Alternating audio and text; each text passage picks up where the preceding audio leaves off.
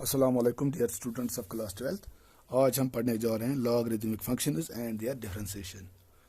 तो अभी तक हमने डिफरेंट फंक्शंस पढ़ी हैं। कल के लेक्चर में हमने देखा था कि एक्सपोनेंशियल फंक्शंस क्या होती हैं।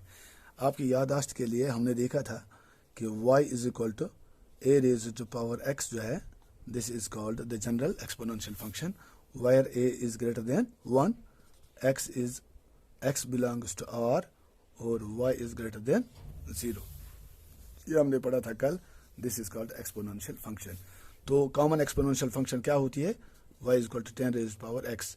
और नेचुरल एक्सपोनेंशियल फंक्शन क्या होती है? y is equal to e raise power x।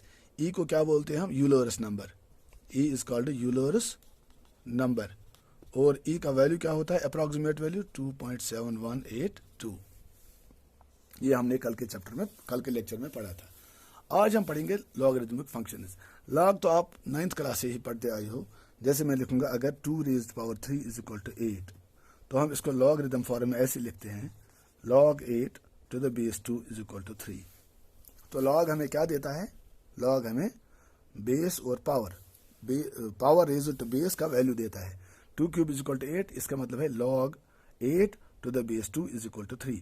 तो 2 को अगर हम 3 बार ज़रब करेंगे तो हमें 8 मिलेगा। इस तरह अगर मैं लिखूं 10 स्क्वायर इज इक्वल टू 100, तो मैं लिख सकता हूं log 100 to the base 10 is equal to 2। या मैं लिखूंगा 10 raise power 1 is equal to 10, तो मैं लिख सकता हूं log 10 to the base 10 is equal to 1। ये लॉग की अभी तक आपने पढ़ी है कि ये लॉग की नोटेशन क्या होती है और इसका मतलब क्या होता है। तो अब अगर मैं यहां ऐसे लिखूं, मैं लिखूंगा let a real number b is greater than 1, ठीक है। और a जो है, a कोई भी नंबर है। तो अगर मैं लिखूंगा b raise to power x is equal to a, b raise to power x is equal to a, b क्या है? ग्रेटर देन 1 है। याद रखिए एक्सपोनेंशियल फंक्शन में a ग्रेटर देन 1 था, a को मैंने रिप्लेस किया है बाय b यहाँ पे, अब समझने के लिए, और कुछ नहीं है। b raise to power x is equal to a, तो इसको लॉगरिदम फॉर्म में हम कैसे लिख सकते हैं? log a to the base b is equal to x। log a to the base b is equal to x। तो इस फंक्शन को हम बोलते हैं लॉगरिदमिक फंक्शन। फंक्शन को हम क्यों उसको बोलते हैं वो अभी आपको पता चलेगा, इसका डोमेन और रेंज क्या होता है। तो अगर मैं लिखूं log b to the base x is equal to a, तो इसको लॉगरिदमिक फॉर्म में कैसे मैं लिख सकता हूँ? log a to the base b is equal to x। अब अगर मैं b को रिप्लेस करूंगा बाय 10 से, 10 raised power x is equal to a मान लेते हैं, तो इसको मैं कैसे लिख सकता हूँ? log a to the base 10 is equal to x। इस तरह अगर मैं b को e से रिप्लेस करता हूँ, क्योंकि अभी हमने देखा यहाँ a देखा, a पे देखा, 10 पे देखा और e पे देखा, यहाँ भी इन 3 पे हम देखेंगे। यहाँ a के बदले b मैंने लिया, b 10 और e। अगर e raise to power x a के बराबर है, तो लॉगरिदमिक फॉर्म में इसको ऐसे लिखूंगा log a to the base e is equal to x, ठीक है। ये तो हो गया, ये लॉगरिदम की जनरल नोटेशन है। अगर बेस 10 होगी तो इसको हम बोलते हैं कॉमन लॉगरिदम। याद रखना, कॉमन लॉगरिदम। अगर बेस कहीं पे e है, e क्या है? यूलर नंबर 2.7182, तो इसको हम बोलते हैं natural logarithm, LOGRITH, natural logarithm. तो ये जो है natural logarithm, log a to the base e is equal to x, इसको मैं ऐसे भी लिख सकता हूं log a is equal to x, या और ln a is equal to x। इसका मतलब क्या हुआ? याद रखिएगा, ये log जब बेस log में e होती है तो उसको हम बोलते हैं नेचुरल लॉगरिदम। नेचुरल लॉगरिदम को 3 तरीके से हम लिखते हैं, log a to the base e is equal to x, या हम लिखेंगे log a is equal to x। जब बेस नहीं होगी, लिखी नहीं होगी, तो यहाँ आप समझिए कि इसकी बेस क्या है? e है। इसलिए हम कभी कभी e को जाहिर नहीं करते हैं, क्योंकि it is understood that whenever there is not mentioned any base in the log, it is e। तो जब बेस नहीं होगी वो e होगी। तो हम इसको ऐसे भी लिख सकते हैं ln a। ln means natural logarithm of a। तो बेस नेचुरल लॉगरिदम, उसकी बेस b होगी इज इक्वल टू x। आप समझ गए? अब e के बगैर अगर कहीं बेस होगी तो उसको हम अलग से रिप्रेजेंट दिखाते हैं, log 10, जैसे कॉमन लॉगरिदम में log 10 दिखाते हैं, ठीक है। ओके, तो अब हम थोड़ा और इसको अंडरस्टैंड करने की कोशिश करेंगे। तो अब हम लॉगरिदमिक फंक्शन की जनरल डेफिनेशन लिखेंगे। तो अगर मैं लिखूं let B raised power Y is equal to X, या लेट नहीं, बी रेज्ड पावर वाई किसी चीज के बराबर होगा ही, B raised power Y is equal to X. यहाँ देखिए, यहाँ मैंने थोड़ी एक्स और वाई की पोजीशन चेंज की है समझाने के लिए। यहाँ पे y is equal to a raised power x, यहाँ y के बदले मैंने रखा है x और a के बदले रखा है b। यहाँ a ग्रेटर देन 1 था, यहाँ a के बदले b है, तो मैं लिखूंगा b इज ग्रेटर देन 1। यहाँ y ग्रेटर देन 0, तो y के बदले यहाँ क्या है x, तो x क्या आएगा ग्रेटर देन 0। और y क्या आएगा, y बिलोंग्स टू r यहाँ पे आएगा। ठीक है, y बिलोंग्स टू r, थोड़ा चेंज किया है मैंने समझाने के लिए। तो लॉगरिदम फॉर्म में इसको ऐसे लिख सकता हूँ, log x to the base b, log x to the base b is equal to x। तो ये जो है this is called logarithmic function. तो इसको हम ऐसे डिफाइन करेंगे, ये एक फंक्शन होती है log बेस b फ्रॉम, इसका जो डोमेन होता है वो होता है और पॉजिटिव, यहाँ लिखिए प्लस या यहाँ लिखिए टू और सॉरी यहाँ क्या लिखा है मैंने, log x to the base b is equal to y। हाँ, तो ये एक फंक्शन होती है log b, इसका डोमेन होता है और plus means positive real numbers to real numbers such that log x to the base b is equal to y, such that log x to the base b is equal to y। तो इसका मतलब क्या हुआ, इसका मतलब b is greater than 1, x is greater than 0 and y belongs to r। तो इसका मतलब हुआ इस फंक्शन में, ये लॉगरिदमिक फंक्शन जो है, इस फंक्शन में ये जो x होगा, डोमेन जो होगा वो क्या होगा, पॉजिटिव रियल नंबर्स में से होगा, और इसका रेंज जो होगा वो कोई भी रियल नंबर हो सकता है, और b जो है b is always greater than 1। तो हम कह सकते हैं कि log is always defined for only positive real numbers. Log of a negative real number does never exist. We cannot define log of a negative real number। ठीक है, तो अब अगर हम इसका ग्राफ बनाने की कोशिश करेंगे, तो मैं यहाँ इसका ग्राफ डिटेल में जाने की कोशिश नहीं करूंगा। एक फंक्शन जो है या 2-3 फंक्शन का ग्राफ मैं यहाँ डिस्कस करूंगा, यही 3 फंक्शन इसका। एक लिखूंगा मैं log x to the base 10 is equal to y, दूसरा मैं लिखूंगा log x to the base e is equal to y, और तीसरी फंक्शन में लूंगा log x to the base 2 is equal to y. मैं यहाँ क्या करता हूँ, यहाँ पे बेस 10 है, यहाँ पे बेस e है, e का मतलब होता है 2.718, और यहाँ बेस 2 है, तो 10 से 2.718 उससे 2 मैं इस बेस को घटाते जाता हूँ। ठीक है, तो अगर आप देखोगे इसका ग्राफ खुद बनाओगे, तो ये जो पहली फंक्शन है log x to the base 10 is equal to y, इसका ग्राफ ऐसे आएगा। फिर दूसरी जो फंक्शन है जिसका ग्राफ क्या है, जिसका बेस e है, ये ग्राफ बन जाएगा log x to the base e is equal to y, और ये जो ग्राफ है ये ग्राफ बनेगा किस फंक्शन का, log x to the base 2 is equal to y। तो देखिए यहाँ पे जितना हम बेस घटाते जाएंगे, यहाँ बेस 10, यहाँ e 2.718, यहाँ 2, जितनी बेस लॉगरिदम की कम होती जाएगी उतना ये ग्राफ कहाँ ऊपर होता जाएगा। तो एक चीज आप नोट करोगे, ये पॉइंट जो है, ये पॉइंट 10 हर एक पॉइंट पे मौजूद होगा। क्यों, अभी मैंने बताया आपको, log 10 to the base 10 is equal to 1। क्यों, because 10 raised to power 1 is equal to 10।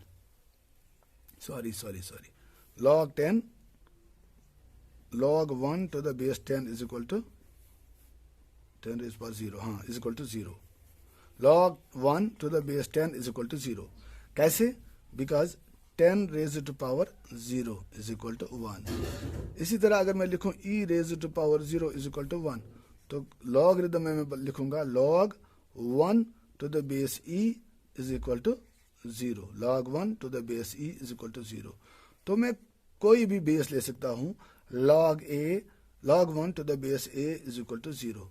तो हम कह सकते हैं कि log 1 जो है इरेस्पेक्टिव ऑफ द बेस, हम लिख सकते हैं कि log 1 इज इक्वल टू 0। चाहे बेस a हो, चाहे बेस 10 हो, चाहे बेस e हो, हर एक बेस के लिए log 1 किसके बराबर होता है? 0। तो log 1 मीन्स ये x होता है यहाँ पे और ये y वैल्यू होता है। तो x1 y0, तो x इज 1 y इज 0। इसीलिए हम कह सकते हैं कि कोई भी लॉगरिदमिक फंक्शन जो है उस फंक्शन में 1 0 जो है 1 0 ये पॉइंट इस पे मौजूद होगा। किस पे? ग्राफ पे मौजूद होगा।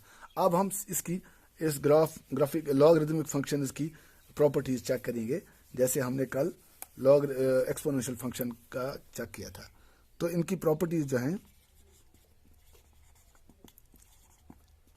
नंबर 1, हमने कल देखा था कि ये जो एक्सपोनेंशियल फंक्शन होती हैं उनका ग्राफ ऐसे आता है, लेकिन इनका ग्राफ कैसे आता है? ऐसे आता है। देखिए यहाँ पे ये ग्राफ होता है इसका, थोड़ा गलत हो गया ये, मैं नए सिरे से ग्राफ खींचूंगा इसका, दोनों फंक्शंस का ग्राफ खींचने की कोशिश करूंगा मैं।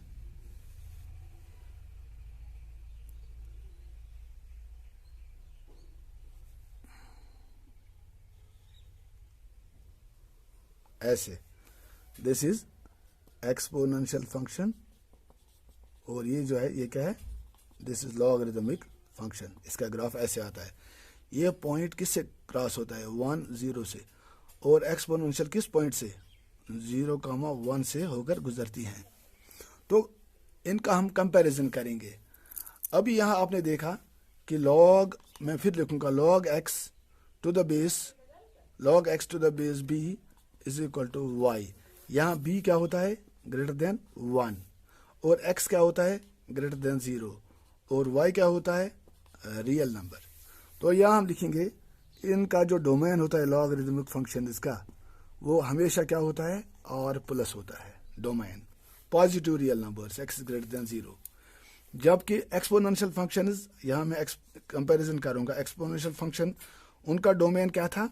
r। यहाँ लिखूंगा मैं एक्सपोनेंशियल फंक्शन का डोमेन।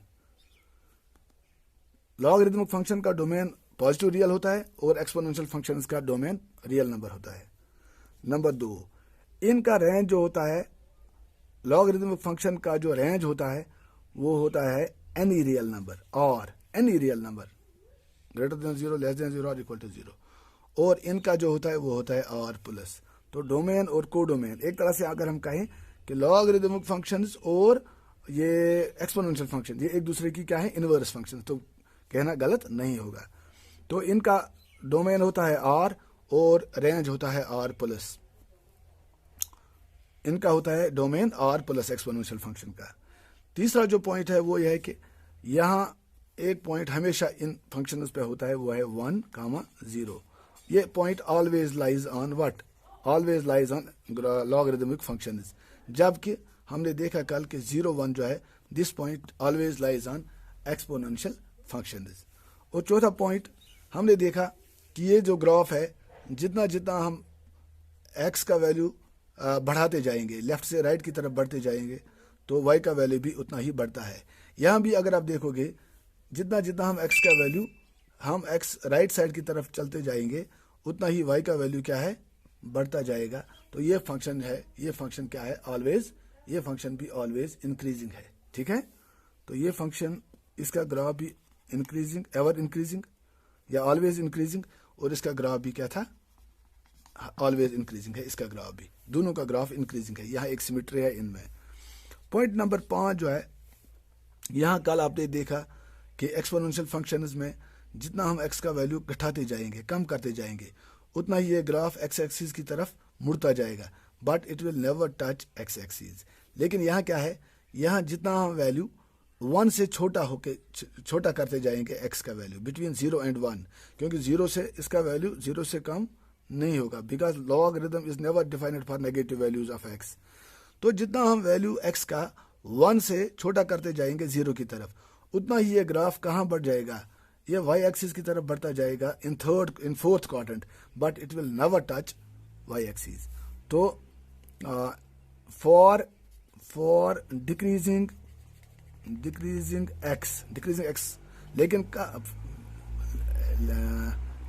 एक्स ग्रेटर देन 0, याद रखना एक्स ग्रेटर देन 0 यहाँ पे, यहाँ एक्स का वैल्यू हम 0 या 0 से कम नहीं ले सकते हैं, x greater than 0। For decreasing x, जो ग्राफ है, ग्राफ क्या करता है, ग्राफ कहाँ लाई करता है, lies in fourth quadrant, graph lies in fourth quadrant, and it always moves towards what, towards negative x-axis, sorry, negative y-axis, negative y-axis means नीचे की तरफ, but never touches it, याद रखना, ये इसकी बहुत ही इंपॉर्टेंट खूबी है। लेकिन इसमें क्या है, एक्सपोनेंशियल फंक्शन में जितना हम x का वैल्यू कम करते जाएंगे, वो ग्राफ जो है it lies in the first quadrant, it will move towards x axis but it will never touch x axis, ठीक है। और इंपॉर्टेंट पॉइंट जो है लास्ट पॉइंट 6th, अगर हम y इक्वल टू x यहाँ एक लाइन खींचेंगे तो आप देखोगे कि ये जो फंक्शंस हैं, लॉगरिथमिक फंक्शन और एक्सपोनेंशियल फंक्शन, ये एक दूसरे की क्या है, एक दूसरे की रिफ्लेक्शन है, ये एक दूसरे की रिफ्लेक्शन है। जैसे यहाँ पे ये पॉइंट है 1 0, ये 0 1 है, अगर यहाँ पे है 2 1, ये 1 2 होगा, यहाँ पे अगर है 4 1, ये 1 4 होगा। तो ये दो फंक्शन जो हैं, दीज टू फंक्शंस और the reflection of each other on mirror. कौन सी लाइन एक्ट करती है, y इक्वल टू x जो है, ये line it acts as a mirror, ठीक है। तो अगर हम ग्राफ पे प्लॉट करेंगे x y equal to x के आसपास, तो ये आप देखोगे y इक्वल टू x जो है, it is the graph of the two functions is a reflection of each other, ठीक है। That's all about logarithmic functions. Thank you.